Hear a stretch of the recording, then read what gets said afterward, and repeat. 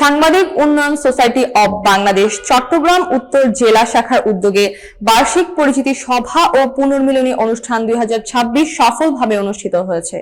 শনিবার চট্টগ্রামের ডিজি পার্কে আয়োজিত অনুষ্ঠানে প্রধান অতিথি ছিলেন জেইউএসবির কেন্দ্রীয় কমিটির সভাপতি ও জাতীয় দৈনিক 21 সংবাদ এর ব্যবস্থাপনা সম্পাদক জিএম ফারুক হোসাইন। সীতাকুণ্ড প্রতিনিধি মোহাম্মদ রমিজ আলীর তথ্যচিত্রে বিস্তারিত। অনুষ্ঠানের সভাপতিত্ব করেন সাংবাদিক নেতা মোর্শিদুল আলম চৌধুরী এবং সঞ্চালনা করেন এম অলিউল্লাহ নিজামী।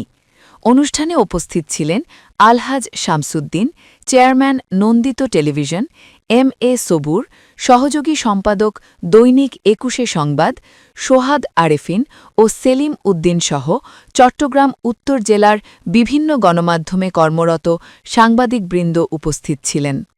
বক্তারা বলেন, সাংবাদিকরা সমাজের দর্পণ এবং রাষ্ট্রের চতুর্থ স্তম্ভ হিসেবে সত্য, ন্যায় ও জনস্বার্থে কাজ করে থাকেন। একটি সুস্থ, গণতান্ত্রিক ও দুর্নীতিমুক্ত সমাজ গঠনে তাদের ভূমিকা অপরিসীম। তথ্য যাচাই, নিরপেক্ষতা বজায় রাখা এবং বস্তুনিষ্ঠ সংবাদ পরিবেশন সাংবাদিকদের মূল দায়িত্ব। ডিজিটাল ও সামাজিক যোগাযোগ মাধ্যমের যুগে দায়িত্বশীল সাংবাদিকতার গুরুত্ব আরও বেড়ে গেছে।